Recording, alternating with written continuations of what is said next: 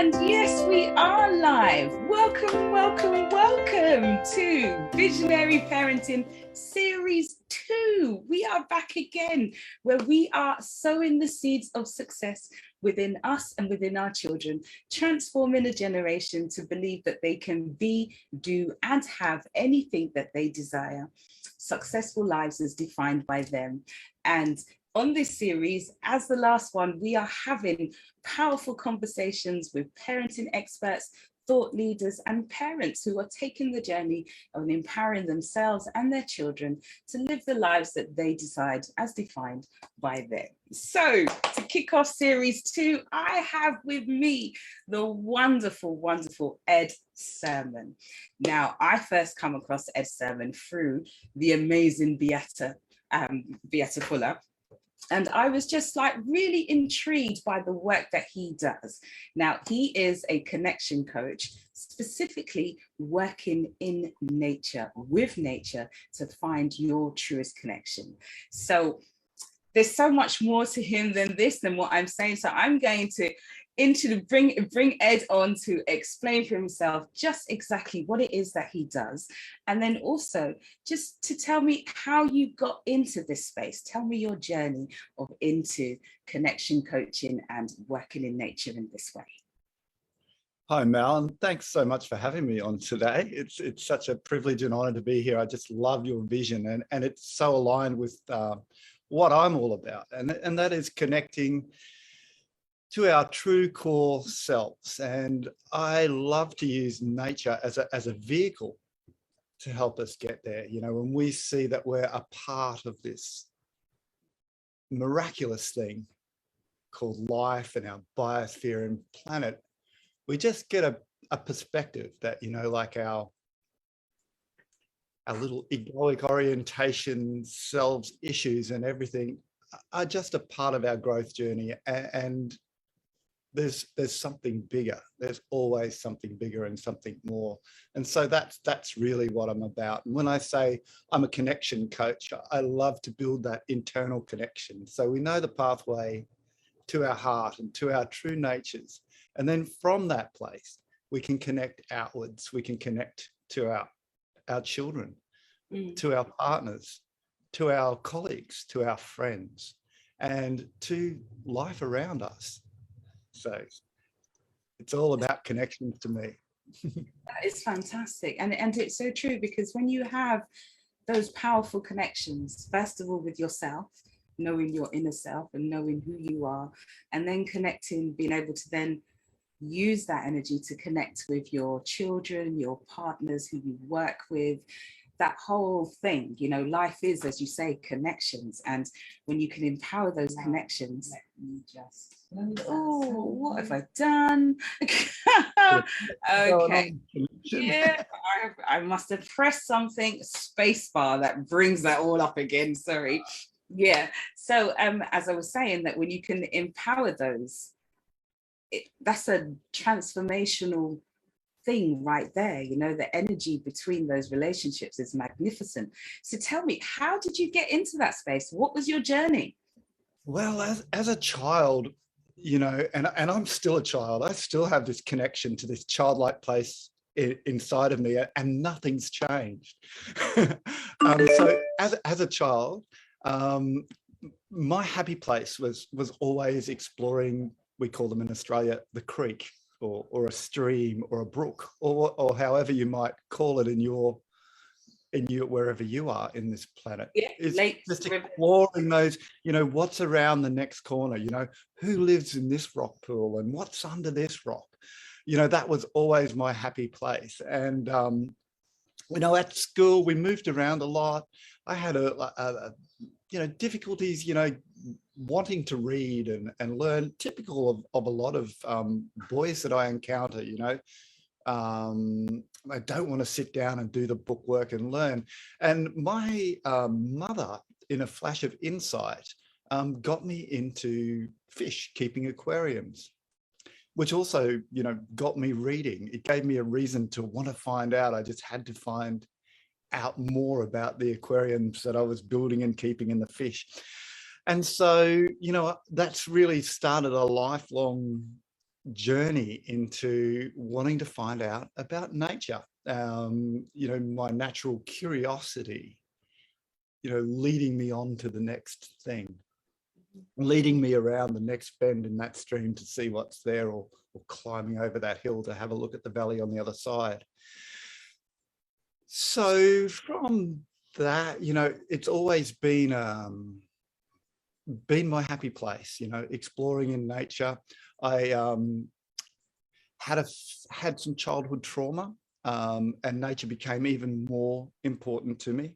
It became, you know, a place that I could understand and make sense of the world, you know, through a very difficult period in my life, which, you know, had massive impacts. But really, that connection with nature was always, you know, my go-to and my grounding space. So, you know, I finished my schooling. It was quite a dysfunctional journey through schooling, and entered the workforce quite young in life, and you know, always knew there was something more for me. I went back and studied, became a nurse for quite some time, a psychiatric nurse working in mental health. Really didn't feel satisfied, left that and I studied horticulture. I got into plants, which I'd always been into, and went down this journey of growing plants and creating landscapes for people. And I always wanted to make the landscapes look like the bush, look like the natural woodlands, etc. And so I eventually got involved in land care, which is a movement in Australia where we look after biodiversity and conservation, and started to work for land care, became an extension officer for local governments, so going to people's places and helping them manage their land for conservation outcomes and to increase and manage the biodiversity on their places. So connecting people with nature has just been something that I've been doing, you know, for around 25, 30 years in one way or another. Had a great job training youth in conservation and land management. It was a youth development program. So I had teams of 10, 17 to 20-year-olds for a 6-month period, and we go out and we do conservation work. So, you know, that's been my journey. Now, I take people on foraging walks, and through those walks and adventures, you know, we're talking about mindfulness. We're talking about, you know, using our senses and developing our sixth sense while we're doing that. And I do the same with my, I'm actually got a Kids in Nature event later on today. I take groups of homeschool children for different excursions into nature. And yeah, so I'm still doing that connection stuff with. That is amazing. You know, and I think that the children just get a fantastic experience of exploring nature in a real way, you know, like really paying attention to what's there, because so many times we're outside, we're walking through and we have no idea what's going on around us because we're just so caught up in our own thoughts and our own mind and just going wherever. But when we actually take the time to spend a moment in nature, there's so much healing there as well, so much peace that can be taken, that can be gathered from being in that space. So is that the sort of thing that you kind of pass on to the children as you're going through? Do you do mindfulness practices in those moments as well? Absolutely. Yeah. So often we will start with, you know, a few conscious breaths just to arrive and to be and settle, because, you know, our breath is always with us. And it is such a great tool to regulate our nervous system. We can shift and alter our nervous system from being in a sympathetic sort of stressed state into a calm state just by taking a few mindful breaths. And so that's something I love to play with the kids. And I guess really with the kids, what I often will say, okay, you know, we're bush detectives or we're scientists and stuff. So what tools do we need to you know, make these discoveries? And you know, I always love to ask questions. So I'll leave it to the kids and to see what they come up with. But then I'll remind them, if they haven't already come up, that, you know, we have the sense of our sight. Mm. And so what can we see? And what can we see, you know, from the edges of our vision? You know, how does it look if we make our eyes go all blurry? You know, what's there? And just to experiment with, you know, the sense of vision. You know, what's it, and I love to take little hand lenses and getting the kids to, you know, change their perspective of vision by changing, you know, their focus. And so they can see into that macro world and look at that ant, you know, 10 times the size and start to see, you know, their features. So it's about, and then, you know, other sounds like, what can we hear? You know, yes, we can hear bird calls, but can we hear more than one bird call? You know, and can we hear the one bird and is he saying different things? What do you think that call means? What does the wind sound like when it goes through the leaves of this tree? Is it different to the leaves that go through, to the wind going through the leaves of that tree? And you know, then asking the question, what makes it different? Could it be the shape of the leaves? And so touch, you know, Beata showed me a great exercise about, you know, developing our senses and getting in things. I love to use a blindfold to, you know, take out that sense of vision, but then use touch, you know, to feel the textures of different barks, of different trees, of different leaves. You know, some leaves are hairy and some leaves are smooth, some leaves feel waxy. So exploring the nature through our senses is also, you know, for kids, getting in touch and getting in tune with those senses is like a tool for learning, you know. So the more we can develop, you know, the sense and our ability to use our senses, like the sense of smell, the sense of taste even, increases our ability and our toolkit for learning life and sensing the world and making our way through this, through life. Yeah. And that activity you described is like teaching them to really focus in on what it is they're seeing, very specific detail, focusing on what they're feeling or hearing. So taking out one of their senses, allowing them to, you know, tune up another of the senses, you know, say, right, my attention is going purely on my auditory and I'm going to really tune into what I can hear. Well, how, if I can hear that the wind is different through these leaves or through that leaves, and what could possibly happen. And I think that is an amazing skill, to a transferable skill as well, that, you know, to be able to pass on, to get our kids to understand that attention, to be able to focus on the details, on the smallest things, and using all of your senses in doing that. So I think that's the kids must love that. I know I would as an adult. I would love doing that. And the times that I would take, say, my class out, when we'd have, say, science lessons, that's the only really opportunities that we would have in the classroom, in a traditional school classroom, to explore nature in that way, would be on a science lesson, to be able to, you know, use those things and get them outside to explore. I know that many schools now are doing a lot more outdoor activities and outdoor learning to encourage that connection with nature, to get more understanding and more awareness of the world.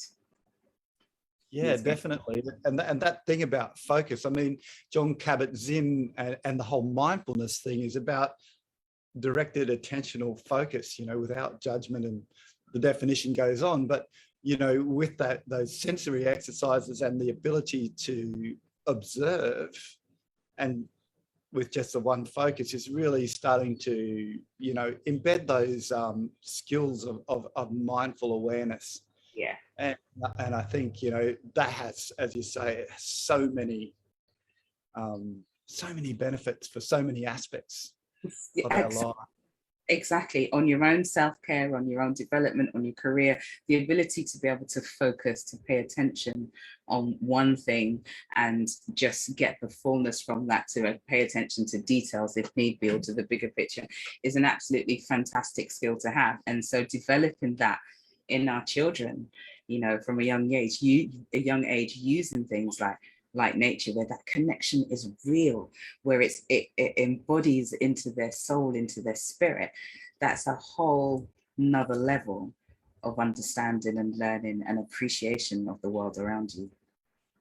Yeah, and it's you know, in a fun and active way as well too. So it's, you know, be engaged in outside, and you know, I find you know, as a boy myself, you know, sitting down in a classroom all day long was such a hard and difficult thing for me to do, you know. But being outside, being curious, you know, being able to move and use my body to learn, you know, like this thing, it's a great computer and it's very handy, but I've got all this other stuff and I can learn through my body. And I think that's one of the things that nature really provides us, is the inspiration to use our bodies and to get out, you know, to climb a tree and get that left and right crossover, get all those movements which, you know, help us develop, you know, into the fullness of who we are. Yeah. Yeah, that's fantastic. Now, I heard something about that you saw the world from an ant's point of view as a child. Could you tell me some more about that? Yeah, so one of my favorite things to do as a kid was to lay on my tummy on the ground and imagine that I was an ant and sort of walk through the grass jungle. You know, like there's a bushland area I go to around me. It's called the Goanna Track. And so whenever I go and take my Kids in Nature group to the Goanna Track, I go, okay, let's imagine we're goannas, you know, and how would a goanna move, and what would a goanna see from here? And it's similar to my, like, I got the idea from my imagining I was an ant. So I get the kids to imagine they're a goanna. And if you don't know what a goanna is, that's what I was about to ask. I can see the question. So it's a large monitor lizard, like it's a big lizard, and they can be up to 4 or 5 foot long, and they sort of move through the bush like this. And you know, just watching a goanna move is a great experience. And you know, most of the kids in Australia, or the kids around here, have seen a goanna and they know how they move. You know, I'll pull up a little YouTube clip on my phone and say, you know, watch the goanna, how it walks. Can we move like the goanna? And we'll start to talk about, you know, what does a goanna need? What would he be looking for? What does he eat? You know, so I shift the kids' perspective, you know, to the goanna, and then ask questions about things that the goanna would want. And you know, that just makes the learning playful. They learn about habitat, and they learn the difference, you know, what's an omnivore, what's a carnivore, what's a herbivore. They learn, you know, what about the different requirements of animals, and start to, you know, grow the knowledge in a fun and playful way, using imagination and curiosity. That's brilliant. That's brilliant. I love the imagining that you was this type of animal, or moving in this kind of way. And when it also brought back a flash memory of a movie. I think it was Honey, I Shrunk the Kids. And they were out in the garden when they were out in the garden, and the grass leaves, and that when I think about the perspective, like thinking of what it's like from an ant's perspective, and being that small and seeing the world from that place, that movie popped into my head, because I remember those kids being really small, running through the grass and the ants and the things and stuff, and that gave a very good concept of what life would be like, and for such a if you were sensible, and seeing the view from down there. I think that is fantastic. That's really cool. Really cool. And using some of those sorts of films like that, to sort of preload the concept to the kids, so if they watch that film and then the next day or a few days later, imagine laying, what if you laid on your tummy and imagine you got shrunk like honey I shrunk. What would your world look like then? And like, our imagination is such an essential tool for us to be successful in life. Absolutely. For us to imagine the outcomes, to imagine the possibilities. And so, if we're encouraged to imagine different things, it develops that skill, that beauty, that ability to envision a possible future or an outcome. Yeah. Absolutely. And it's so important to keep encouraging our children to imagine and keep encouraging us to imagine, to use our imagination, because too often that gets beaten out of us or thrown away. And even in school, stop daydreaming, stop looking out the window, stop pay attention. And yes, we do want them to pay attention, but we do want them to keep dreaming, to keep thinking about creating and being imaginative. But we do have a tendency to squash that in our kids and take away that very tool of success that's going to propel them throughout their life. And so we have to be aware of that. Yeah, and what I would say is, like, let's flip that around. Let's use that in our kids to bring that back in ourselves. Because, often I find that the kids that I work with are my teachers as much as I'm theirs. Yeah, yeah. And so that the gifts that they give me, reminding me of the child that's still within me, is such a blessing and such a gift. It makes me going to do my work like an absolute joy and a thrill for me every day. So even as parents, if we get into that mode and our kids can help us remember that our imagination is a gift and a tool, and we can play with it and we can enjoy it, and much fun. Bring it fun. So, I often think that our kids are as much our mentors as we are them. Mm-hmm. Yes, absolutely. They teach us so much if we are open to learn from them. If we stop thinking that we're the adults and we know best and we've been in this world longer than them, and so on, that, and if we just be open to learning, that we're continually learning, and our children can teach us so much about ourselves as well. So be open to receive that. Be open to learn and be open to just play and enjoy and explore. And you have no idea the places that you can go through just being open to explore these things. Absolutely. And, there's definitely patterns and things that repeat in nature, and it's fun to observe and look at those things too. But as you say, it's such a gift to step outside of what we think might be there, because often we will miss that lizard hiding on the tree because we think we've just taken like the pattern of the bark of the tree, but we haven't really looked. And so coming right back around to that mindfulness again now is about what is really there instead of what we assume or what we think should be there. So, that's fantastic. So I hear that you ran a workshop with an Aboriginal man where the kids were pretending to be different animals and things like that. Can you tell me about that too? Yeah, so I have some Indigenous Australian friends, and I often invite them along, and they just sort of embodying the animals and learning to, similar to the goanna work, learning to move like a goanna, learning to move like a kangaroo, and understanding what those particular animals do and how and what they need in their habitat. For a person living a hunter and gatherer existence, that is essential knowledge to understand. And so to understand, a great way to understand is to embody. So using a dance to dance the dance of the kangaroo, using a dance to dance the dance of a goanna or a carpet snake.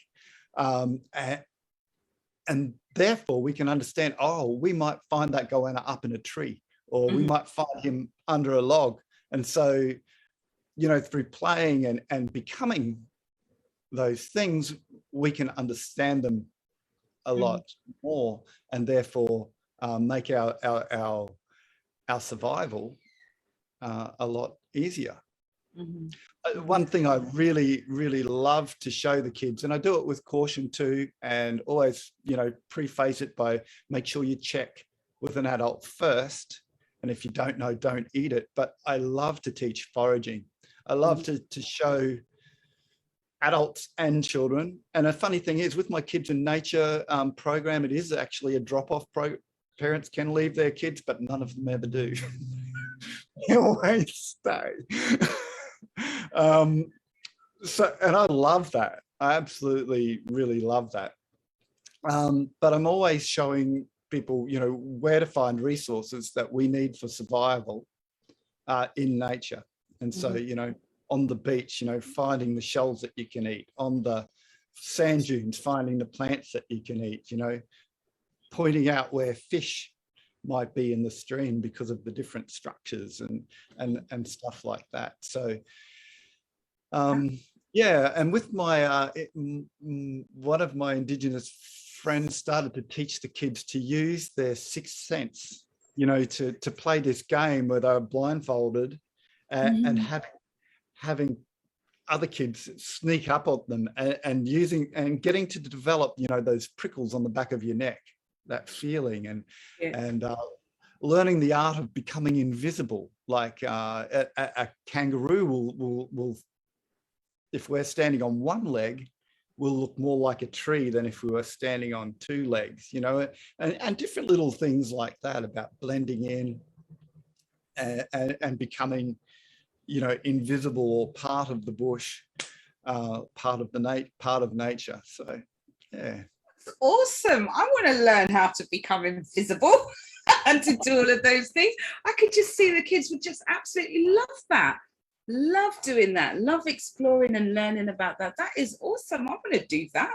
I need to come to Australia so I can come to one of your Kids in Nature sessions. That's amazing. Sure, yeah. That is, yeah, that's really cool. Really cool. I really like the sound of that. Very much so. That's like, I'm just like, I want to do that. That's really lovely. Really lovely. Can you tell me about Gary the raindrop? Gary the raindrop.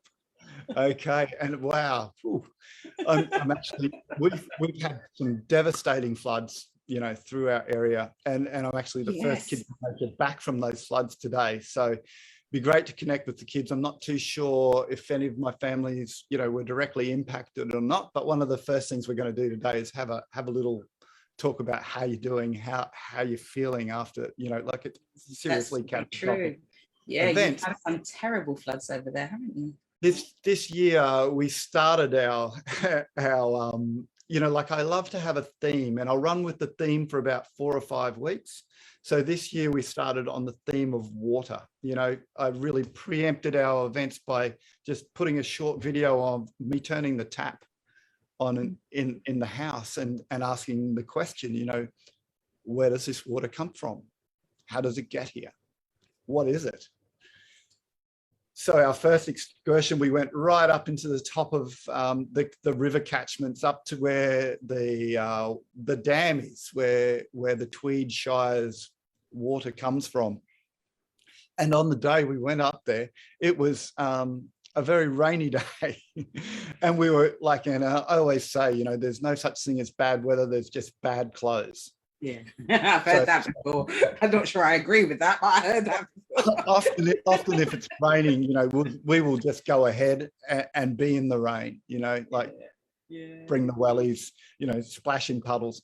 But anyway, it was a rainy day. We were up in the top of the catchment and we're talking about where does water come from. And, you know, I just got the idea about getting the kids to hold their hands out until a droplet of water formed in the palm of their hands, and said, you know, now, you know, give your droplet of water a name. And this is you know, like, I think there's a word, entomorphizing, you know, giving things a personality and a name. But I find that with kids, that if you do that, they can relate to it a lot more. So, okay, so name your raindrop. I named mine Gary, and it's sort of like stuck, Gary the raindrop. And now let your raindrop hit the ground and start to imagine what will happen to Gary today, you know, as he hits the ground. And, you know, kids were saying, oh, if he gets together with other raindrops, he won't be a raindrop anymore. He'll be a puddle. I thought that was priceless, you know. So Gary turned into a puddle, and then he turned into a little ripple, and then he joined in with a creek. And then, you know, I said, what happens if a tree root gets Gary?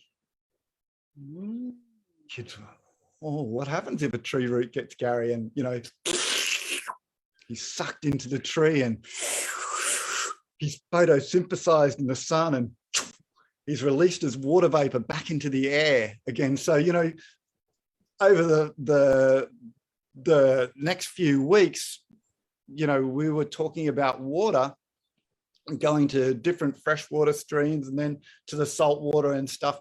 But we were using, you know, like the names of our raindrop to relate to what is going on with water in this part of the water cycle, because, you know, water cycles around. You know, it gets evaporated back up into, you know, the atmosphere, condenses again and comes down to rain. So, yeah, I often find that, you know, giving things a name, giving things, you know, and it helps the kids to trace the journey of those things. That's amazing. So, yeah, lovely. I love to use like one of the other, I go to a place where there's a colony of bats that live there. They're big bats that hang in trees over water bodies. We call them, you know, they're mega bats. They're a big bat. We call them flying foxes or fruit bats here in Australia. And they live in colonies. And there's this story about some friends of mine are carers for these bats, you know, and the mothers of these bats will carry their babies around on their backs until they get too big. And then what happens when they get too big, but they're not quite big enough yet, they'll put all their sort of half-grown babies in a creche tree, just like a creche. And 2 or 3 of the other female bats will hang back and look after the babies while the mums go out foraging everywhere. And they'll take turns and they'll tag teams. Sometimes when these babies are developing, they'll fall off the mums and they'll just be on the ground and they can't get back up. So my friends, the bat carers, found one of these babies that had fallen off the mum, took it back to their places and cared for it and raised it and got it healthy enough. And they knew this bat colony quite well. So they actually knew which was the creche tree. And so when the baby was ready, they took it back to the creche tree and climbed up, put the baby in the tree.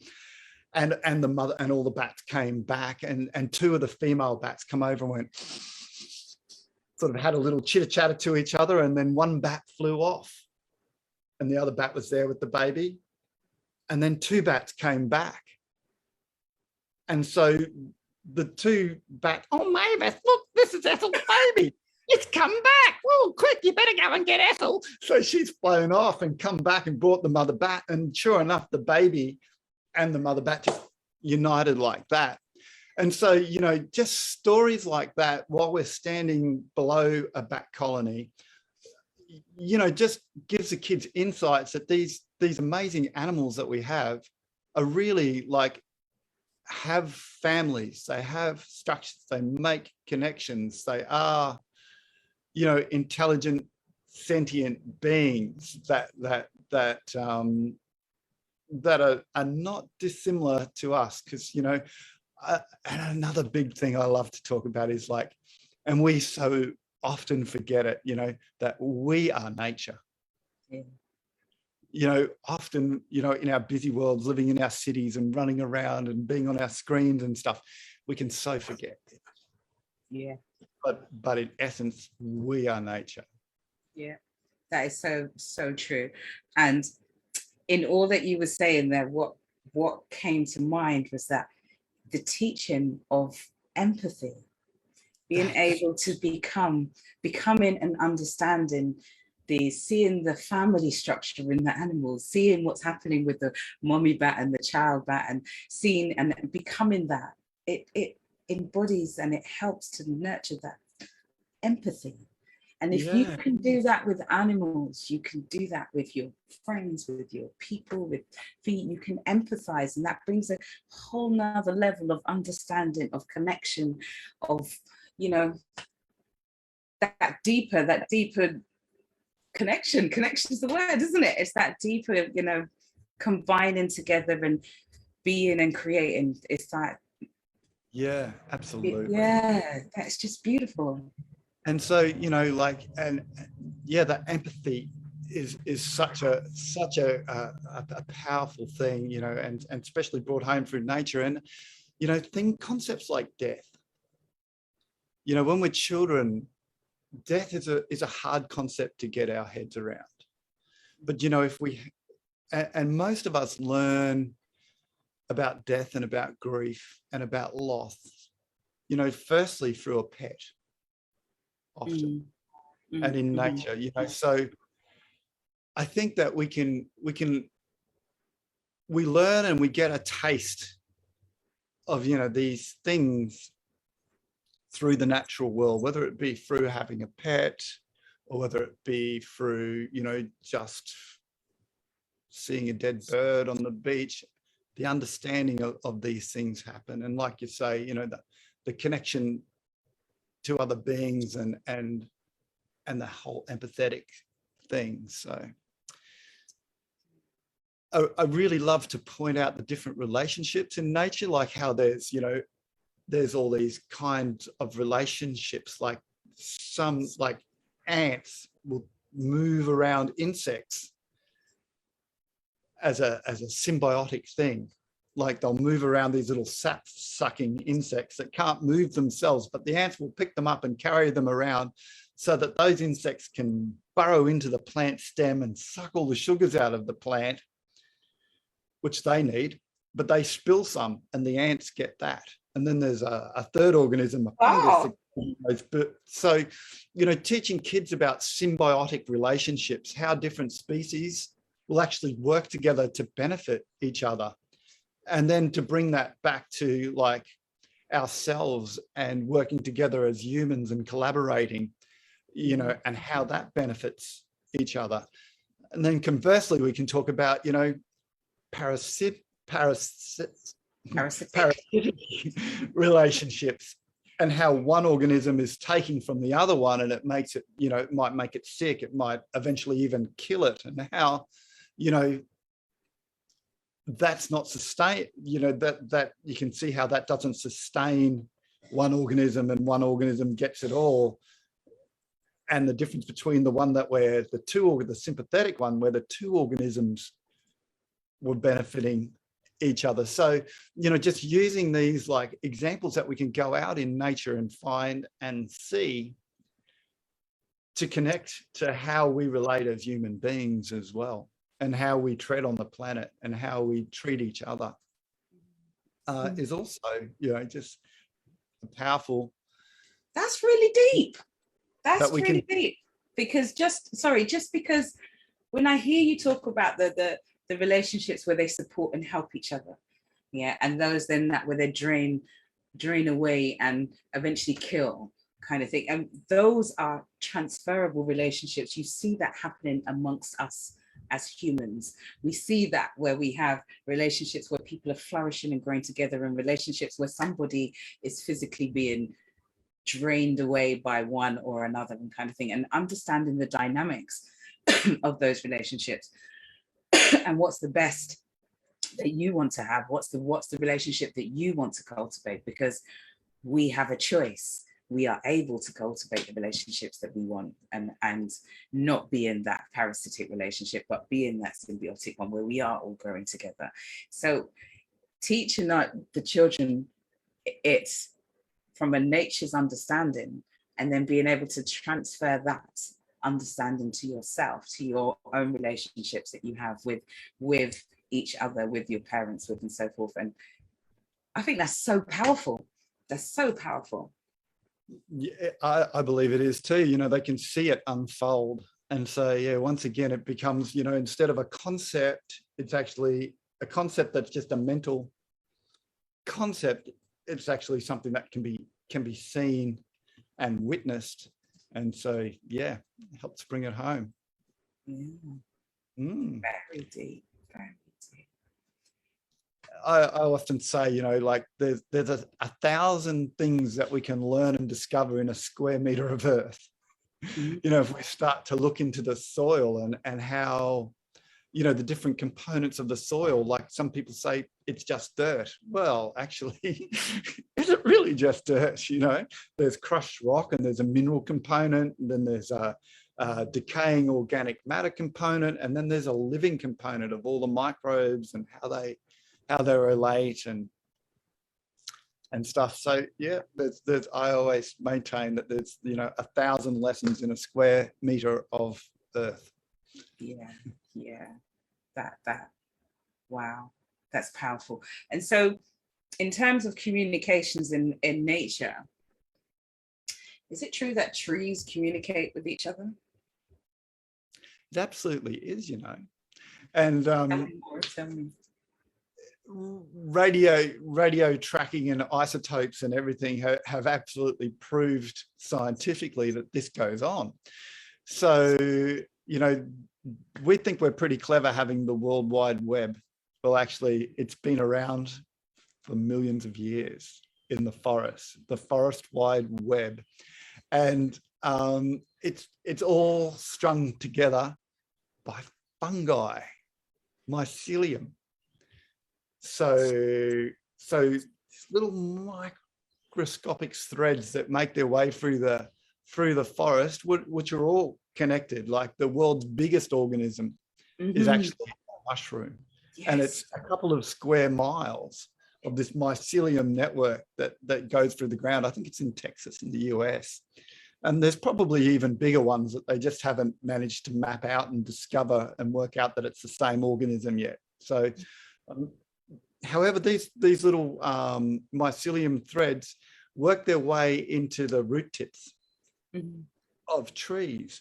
And the trees actually will feed them the sugars that they produce in return for the service of connecting each other.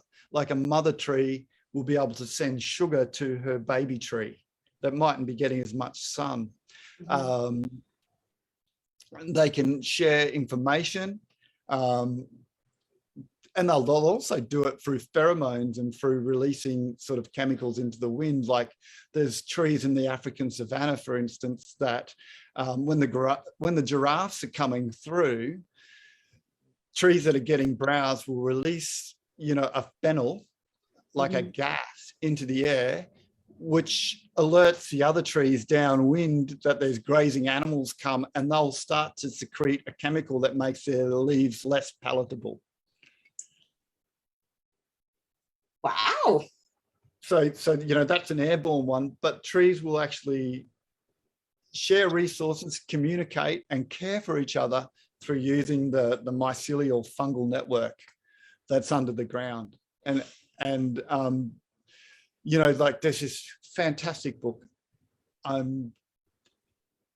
just can't remember the title right now, but it's by a European forester who had an idea of this and then got hold of the scientists and stuff. He is a third generation caretaker of a particular forest. I think it was in Germany, somewhere like that. And there was a huge tree stump in the ground that he'd never really paid any attention, just recognized it as a circle in the ground. And it had been there since, you know, his father. When they started to scratch the bark, when he scratched the bark underneath this tree, on this tree stump, it was still alive. So it was green. And so and it had no leaves for a few generations of humans, but the other trees were keeping that, keeping life in that other tree through this connection. Yeah. So I think it's not The Secret. Yeah. Anyway, I'll I'll post it up in one of the groups. I just can't remember the name of the book, but it's just absolutely reminded me, and you also just reminded me of a documentary that I watched on Netflix about fungi. Can't remember the title of it either. And that was that by Paul Stammet, I think. It was an amazing documentary, and I was blown away about this organism that you say, and literally that's just right across, that's been here from day dot, just continuously.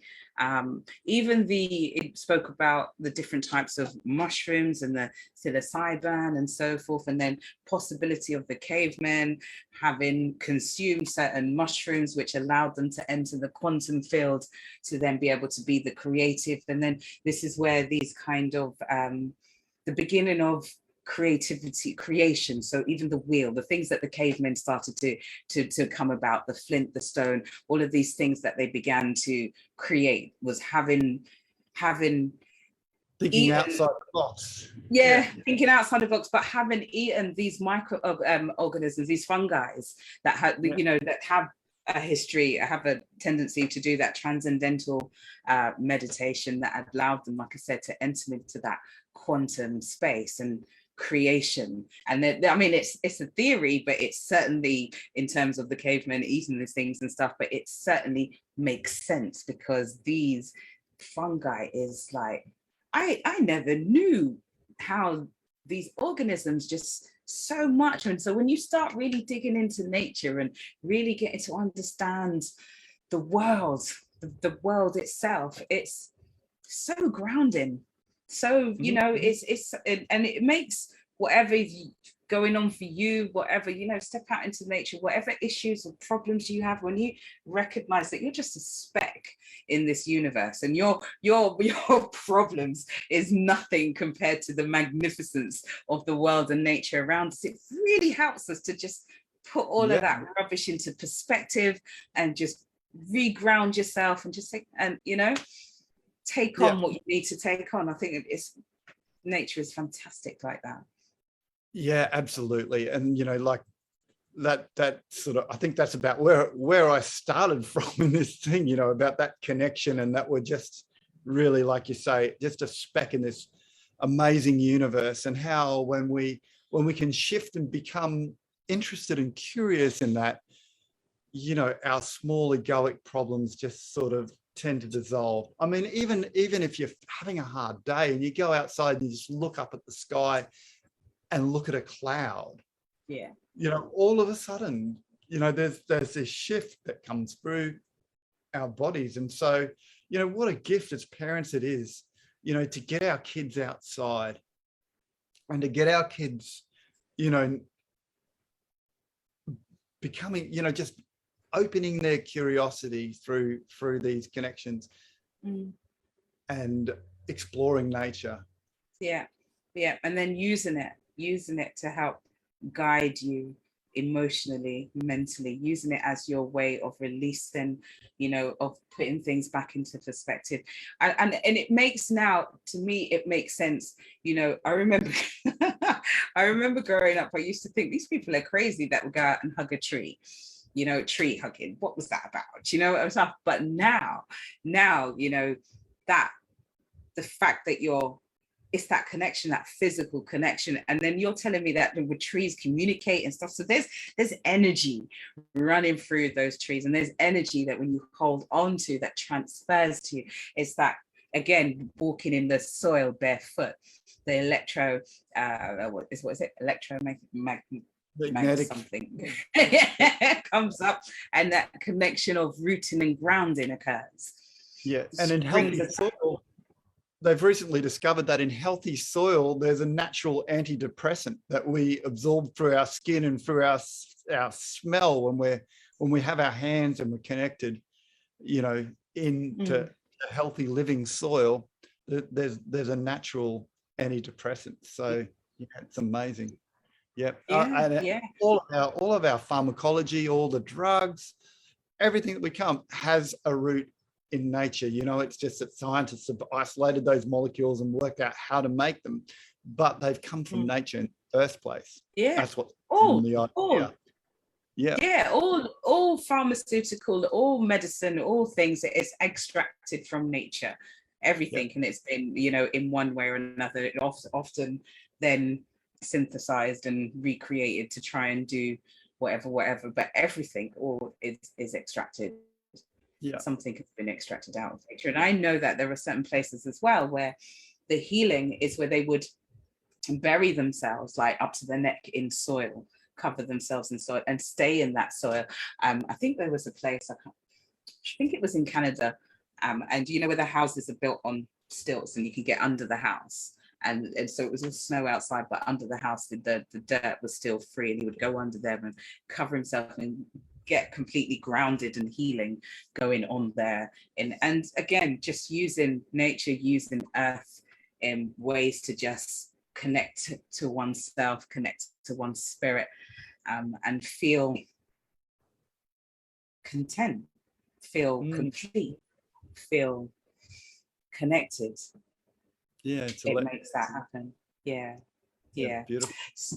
So tell me, what's your overall vision? What's your overall vision for this work and what you do, and where would you like to see it go? Or just tell me your vision. What's your vision? Yeah, my vision is that we live in a connected world where collaboration is the key and not competition. Mm-hmm. Is that what yeah, I think that my vision is that the fall of this,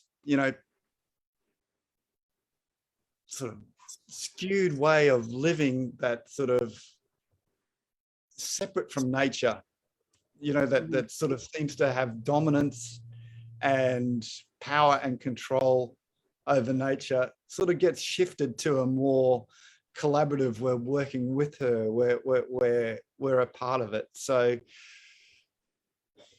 my overall vision is that we live in a connected world where, we it's sort of like going back to being, in the village where we look after each other, where we're growing food together, where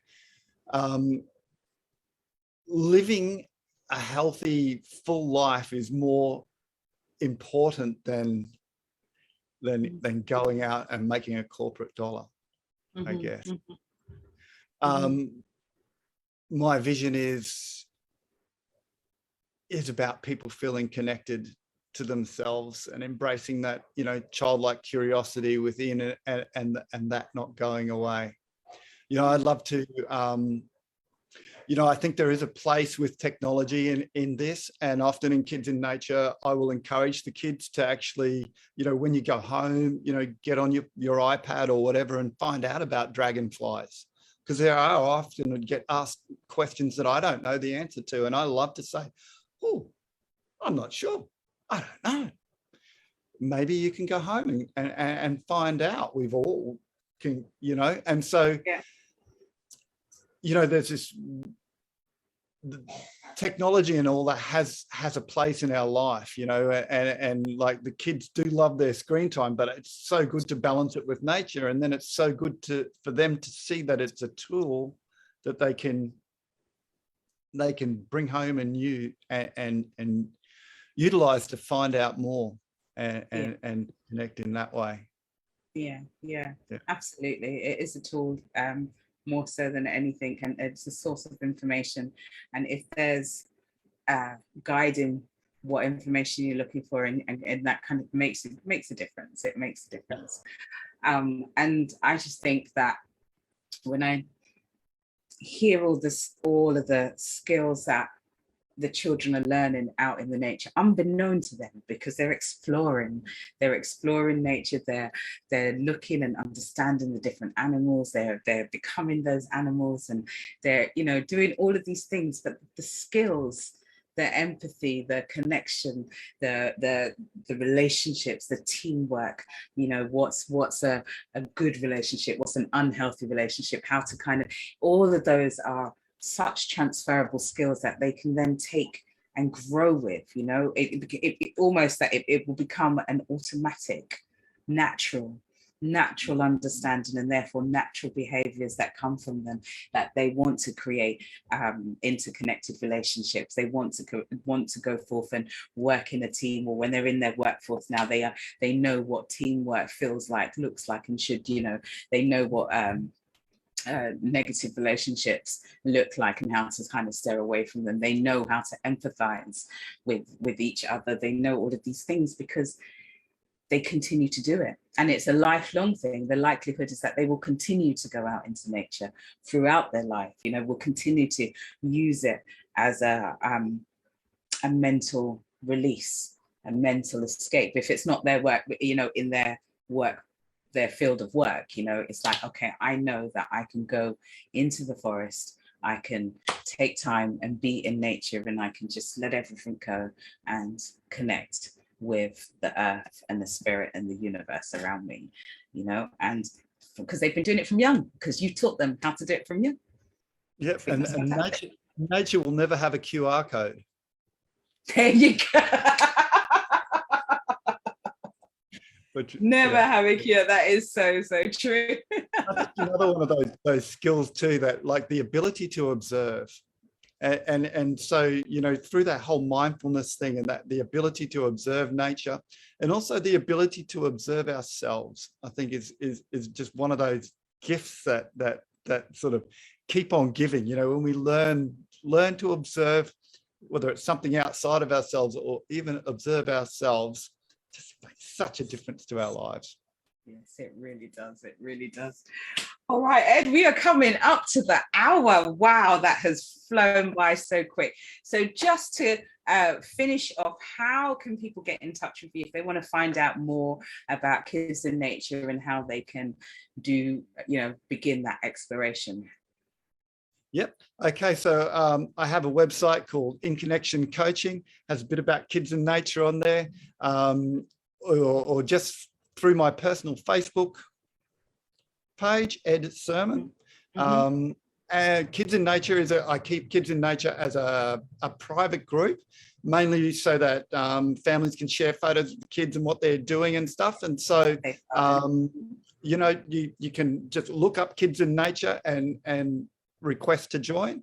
There's a couple of little questions just so I can keep the group safe. Yeah. For everyone. So please, look up Kids in Nature, and also Ed Surman on Facebook or inconnectioncoaching.com. Brilliant. Well, we will put all of those links under the stream of this show so that people can reach out to you and get in contact if they want to explore further and learn some more about Kids in Nature, which I think you should do that because it is awesome. Absolutely awesome. I'm really happy to help people develop ideas and, you know, about how to get their classes outside, how to, you know, get their families outside. So if anyone, you know, wants to touch base on that, that's what I love to do. Right, guys, so make sure you reach out and connect with Ed so that you can begin your outside exploration of nature and really tune into what's happening in the world around us. That is so good. Thank you so much, Ed, for your time. I really do appreciate all of that insight and all of that wisdom that you've just shared with us. And before I actually wrap up, sorry, Ed, were you going to say anything else you wanted to add there? I just was saying my pleasure, and thanks for having me on and giving me the chance to share. So thank you. Oh, it has been amazing. It has been amazing. So I thank you. I thank you for all that you have shared with us. That is brilliant. So before I wrap up for today, just to remind everybody that the Visionary Parenting Summit that we just had last month, which was the previous 8 speakers that were on Visionary Parenting series, that is still available for you to get hold of. 3 days of fantastic work, fantastic insights, so much golden nuggets and gems were left all over the place in those 3 days. So do make sure that you go ahead and grab that summit. It's still at $29, along with all of the bonuses that are there for a limited time only. So please go ahead and grab a copy of that. Get your replays and recordings because you don't want to miss it. It was really good. So once again, Visionary Parenting is here to help support you on your journey of transformation with you and your families. You know, I always say we are our children's first and continuous teachers, and let's be the best versions of ourselves. You know, let's show up and be the best versions of ourselves by and teaching them to do that for themselves. You know, we are here to help you support that. So do check out series 1 of Visionary Parenting. Do check out Visionary Parenting Summit. There's so much to get you started on your journey.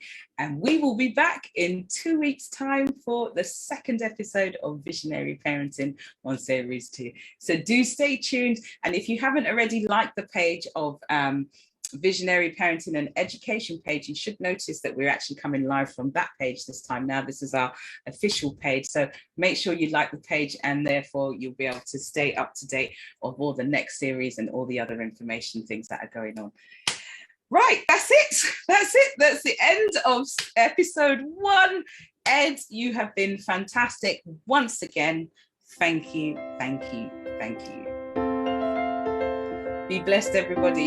Take care until the next time.